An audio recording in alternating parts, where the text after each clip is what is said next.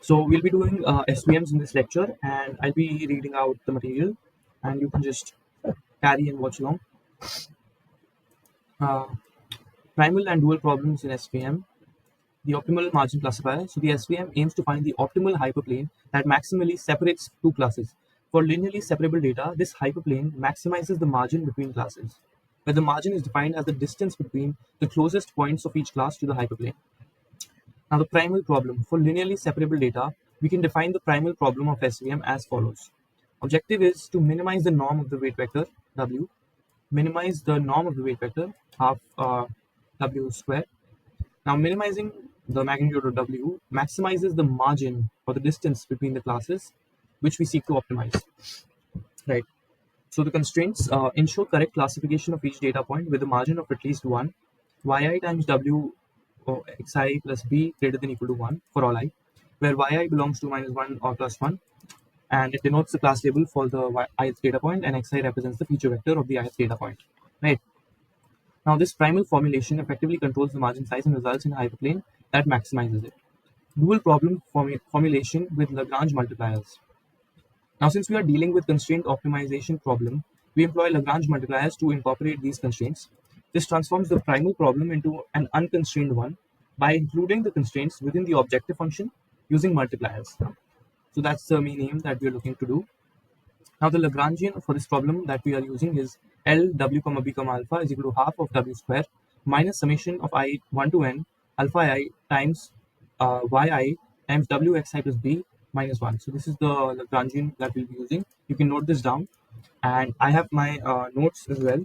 So I'll try to post them. If you want, you can just comment down below, and I'll send them to your inbox on your email ID. So let's continue. So where alpha I greater than equal to 0 are the Lagrange multipliers associated with each constraint.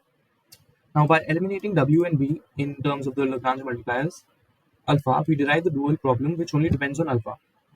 So solving the dual problem, that's the most important part. Stationary with respect to w, taking the derivative of L with respect to w and setting it to 0, we get this. This as the result, and this is a very important result. W is equal to summation I is equal to 1 to n alpha I yi xi, which means w can be represented as a linear combination of the training points. Now, stationary with respect to b, taking the derivative of L with respect to b and setting it to 0, we get del L by del b is equal to minus of summation of I1 to n alpha I yi is equal to 0, which implies that summation alpha I yi is equal to 0. Now, these are the two conditions that we'll be using and substituting in our Lagrange multiplier. So once we substitute it, we get the dual function, which is max of w of alpha is equal to summation n I is equal to 1 to n alpha I minus half of double summation I1 to n j is 1 to n alpha I alpha j yi yj, and the dot product of xi xj all in multiplication. Now, the constraints it is subject to is alpha I greater than equal to 0, and the other constraint is the same constraint that we use that we derived here, summation alpha I yi is equal to 0. Now, the dual formulation eliminates the need for w and b, simplifying the problem to an optimization over alpha and enabling efficient computation, especially when using the kernel functions. Now, this is again a very important question that you must remember, that is why margins are significant in SVM. So the margin between classes directly influences the SVM's generalization ability on unstrained data. So firstly, generalization and VC dimension. A large margin implies a bounded VC dimension, a measure of the classifier's complexity. A lower VC dimension suggests a lower chance of overfitting. And a bounded VC dimension implies a higher probability of low generalization error, which means that the SVM is likely to perform well on test data. Now, this is basically what we need is a larger margin so that we get a better complexity, and a bounded VC dimension so that we get a lower generalization error on the for the SVM, and it would be performing better on the test data. Now, secondly, we have the Occam's razor principle. Now, Occam's razor argues that simpler models are preferable if they offer similar performance, as simpler models tend to generalize better. So, simpler models, just a very easy breakdown of this, is we prefer simpler models because they generalize better. So in SVM, simplicity is achieved through a large margin. That is why, again, we need a large margin, which translates to a classifier with lower complexity and a low probability of overfitting, right? So yeah, so basically, what we have What is the conclusion? A large margin in an SVM. I'll note this down and provide you in the notes. So a large margin implies a lower VC dimension, a lower VC dimension, right? Which is a measure of the classifier's complexity.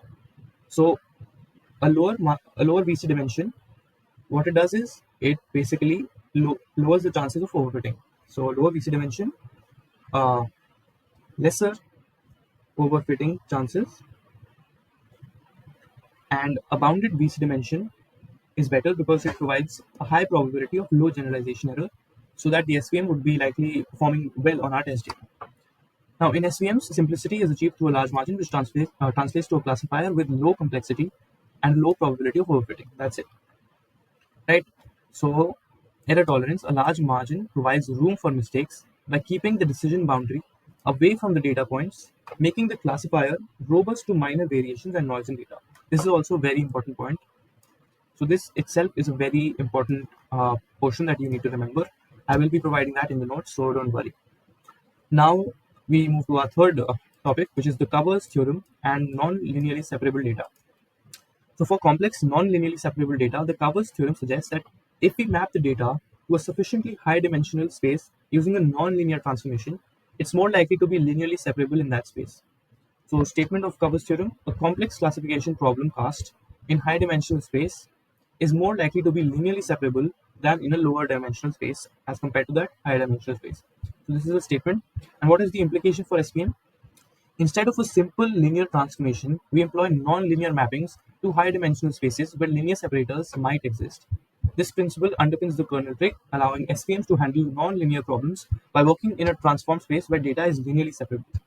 Now, the kernel trick and feature expansion, this is our fourth topic, and directly mapping, let's move right into it. So, directly mapping data into a high dimensional space can be computationally expensive. That is why the kernel trick lets us implicitly map data into a high dimensional feature space without calculating the coordinates of each transformed point. Instead, we compute the inner product in the high dimensional space using a kernel function. Now the definition and common kernels. So the kernel function kxi is a function that computes the inner product between two data points in the transform space. So kxi is equal to phi xi times phi xj, where phi is the transformation function mapping data to the higher dimensional space. Simple. Now some examples. Linear kernel is just a simple linear combination. Polynomial kernel would be xi xj plus c to the power d. Gaussian or the RBF kernel is e to the power minus xi minus xj square by 2 sigma squares. 2 sigma square. Sigmoid kernel is tan h of alpha or k, whatever constant we have, xi times xj plus c. Now, using the kernel trick, we avoid explicitly computing the high dimensional transformation while retaining the ability to operate as if in that space. Now, our fifth topic is valid kernels and Mercer's theorem. So, a kernel function must be positive semi-definite in order to it be a valid kernel. So it represents a valid inner product in some high dimensional feature space. So Mercer's theorem states that a kernel function is valid if the kernel matrix, the matrix found by applying k to all data point pairs, is positive semi-definite. This guarantees the existence of a corresponding high dimensional feature space in which the kernel acts as an inner product. Now the implications.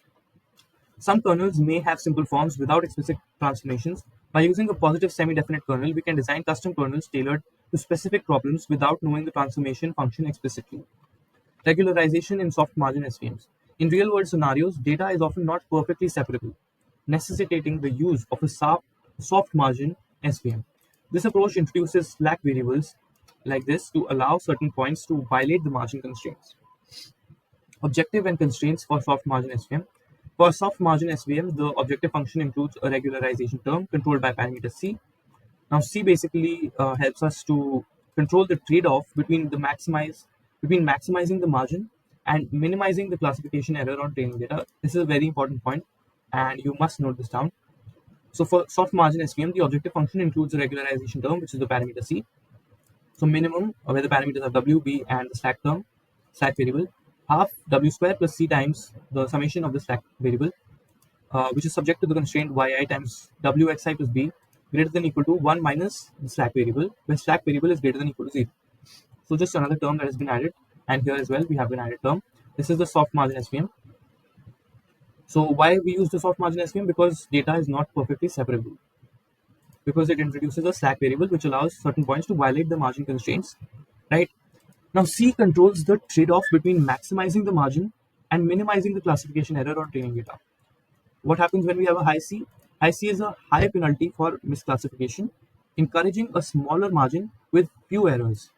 And a low C is a more flexible margin which allows for more classification errors, and basically uh, it might cause more errors, but we have low C, so that is why this C is the basically it it manages to you know perform a trade-off between maximizing the margin and minimizing the classification error, right? So now this is I asked ChatGPT to give me stuff, all the stuff that we've covered above in more detail. So you can read through all of these, and this is actually very conceptually you'll get very clear if you read the theory for the SVMs. And I also share this link in case you want in our comments. Just message me, and I'll share the link so you can read through all of this. This is basically a very detailed version of what we covered above, right? So again, all of these things will come, and you can also go through the derivation. I will be covering that later. So again, you can see that we have the soft margin SVM, and subject to these constraints, C is the regularization parameter which controls the trade-off between maximizing the margin and minimizing the penalty for misclassification. So this is just a revision of what we did. IC is less tolerance for misclassification, smaller slack variable, resulting in a narrower margin around the decision boundary, which might lead to overfitting. And a low C has greater tolerance for misclassification. That is, it has comparatively larger or more slack variables, resulting in a wider margin and potentially better generalization. Now, interpretation, high C value makes the model fit closely to the training data, low bias, high variance, and low C value allows for more margin errors, leading to a simpler model with better generalization, high bias, low variance. So I think I'll note it down, and I provide it in the doc, in the notes doc that I'm writing right now. So let me just note it down. So I have noted it down, and we'll be moving on. So now I asked GPT to make MCQs, question and answers, and mathematical based questions on SVMs. So let's just go through all these questions for a quicker revision. Now MCQs, first one is, which of the following represents the primary goal of an SVM? So the primary goal of an SVM is to maximize the margin between the classes. In the context of SVMs, what is the purpose of the kernel trick? It is to allow the SVM to work in a higher dimensional space without explicitly transforming data. B. Right? In an SVM, which of the following terms represents the width of the margin? It is 1 upon W, the magnitude of W. The soft margin SVM introduces slack variables to allow some points to be misclassified, right? B. Now, which of the following conditions must be satisfied for a function to be used as kernel in SVM? Yeah, the kernel function should be positive semi-definite, and the kernel matrix so formed should have positive semi-definite values. And also, the kernel matrix is symmetric, so you must remember that. Now, which of these parameters controls the trade-off between margin width and classification error in a soft margin SVM? Trade-off between margin width and classification error in soft margin SVM, we just discussed that it is the parameter C. Now, if the SVM classifier finds that all the Lagrange multipliers alpha A are 0, which of the following is likely to be true? It means that the classifier has not identified any support vectors. Right? All Lagrange multipliers alpha is 0. Now explain the concept of margin in SVM and why maximizing it is important in classification. So the margin in SVM refers to the distance between the decision boundary, which is the hyperplane, and the closest data points from each class. Right? So these points are the support vectors. So let's say there are a lot of points here in this region. I hope you can see my video. So in this region, there are a lot of points, and this is another region above the hyperplane. There are a lot of other points here. So let us call this below class as C1 and the above class as C2. So let us see, this is the closest point to the hyperplane from class C1, and this is the point closest to hyperplane as C2. So these points, let us say X1 and this one is X2. These are the closest to this hyperplane. So these are called the support vectors for this hyperplane. Right. So maximizing the margin is crucial because it leads to a better generalization on unseen data, reducing overfitting, and a larger margin indicates that the decision boundary that is formed is more stable and less sensitive to small variations in the data, providing robustness to noise and improving the classifier performance. Right. So this is a very good answer, and I will be providing it, so you don't need to be worried about that. Now, what is the dual formation of the SVM problem and why is it advantageous over the primal form? The dual formulation of SVM reformulates the optimization problem in terms of Lagrange multipliers, focusing on maximizing an objective function dependent on inner products of data points rather than the parameters W and V directly. Okay, so dual formulation reformulates the optimization problem in terms of Lagrange multipliers, focusing on maximizing an objective function depending on inner product of data points rather than the parameters W and V directly. So the dual form is beneficial when dealing with high dimensional data or when using kernel functions, as it allows us to compute the decision boundary, which is the hyperplane, in a transformed space without explicitly calculating the transformation. This makes the SVM computationally efficient in complex spaces. Now we move on to the third question. Right now it's 3:26 a.m. Yeah? Okay, so describe the role of slack variables in the soft margin SVM and how they relate to regularization parameter C. I'm kind of feeling sleepy, but I'll still go on. So slack variables, this one is in the soft margin SVM, allow some data points to fall within the margin or be misclassified, making SVM applicable to non-linearly separable data. The regularization parameter C controls the trade-off between maximizing the margin and minimizing the penalty for the misclassified points. A high C enforces strict separation with minimal misclassification, while a low C allows for more margin violations, leading to a wider margin and a potentially better generalization. This again is a very to the point explanation of what is the role of slack variables in soft margin SVM and also what is the parameter C and high C and low C. We have discussed that. So I think that concept is clear very in depth. So we can move on to our next question, which is how does Cover's theorem support the use of non-linear kernels in SVMs? Cover's theorem states that the complex patterns in data are more likely to be linearly separable. Complex patterns in data are more likely to be linearly separable when mapped to a higher dimensional space, which motivates the use of non-linear kernels in SVM, as they implicitly transform the data to a higher dimensional space where linear separation becomes feasible. Right. So non-linear kernels in SVM to be used since they implicitly transform the data to a higher dimensional space where linear separation becomes feasible. So kernels like Gaussian RBF is basically Gaussian, and polynomial functions allow SVM to handle non-linear classification tasks effectively without explicitly computing the high dimensional transformations. Right, so that covers our fourth question about Cover's theorem and how they support the use of non-linear kernels in SVM. Now, fifth question is, what does it mean for an SVM kernel to be positive semi-definite, and why is this property required? Okay. So kernel being positive semi-definite means that for any data set, the resulting kernel matrix K, where Kij is equal to Kxij, has non-negative eigenvalues. Right. So this property ensures that the kernel corresponds to an inner product in some feature space, which is essential for the mathematical formulation of SVM to remain valid. Now, positive semi-definiteness guarantees that optimization in the dual formulation converges, making it a fundamental requirement for valid kernels. Optimization in dual formulation converges is a result of positive semi-definiteness. That's what you need to remember. Now we move on to our sixth question. We have some more. If you are given a data set that is not linearly separable, what steps would you take to classify it using SVM? Okay, so for a non-linearly separable data set, the following steps can be taken. Use a soft margin SVM, introduce slack variables to allow for misclassifications and control the margin width using the regularization parameter C. Again, high C, with a C value increasing, we can see the margin would decrease and it would likely fit closely to the training data, but it also might result in overfitting. While if we have a lower C, and as we keep lowering the value of C, the margin keeps increasing and we get better generalization, higher bias and a lower variance reduces overfitting, right? And it leads to a simpler model, so it tends to lean towards our underfitting side, right? So that is the regularization parameter C. Now apply the kernel trick, use a non-linear kernel such as RBF or polynomial kernel to implicitly map the data into a high dimensional space where it might become linearly separable. Tune the kernel and parameters, select an appropriate kernel and optimize the parameters such as C and kernel specific parameters like gamma for RBF using cross-validation to improve the classification performance. Now, seventh question, provide the mathematical expression for the dual optimization problem in SVM and explain each term's significance. The dual optimization problem is given by a max of alpha summation I is equal to 1 to n alpha I minus half summation double summation I is equal to 1 n j is equal to 1 to n alpha I alpha j y j and xi xj dot product subject to the following constraints: alpha I greater than or equal to 0 for all I is belonging to 1 to n, and summation I is equal to 1 to n alpha I y I is equal to 0. Each term significance.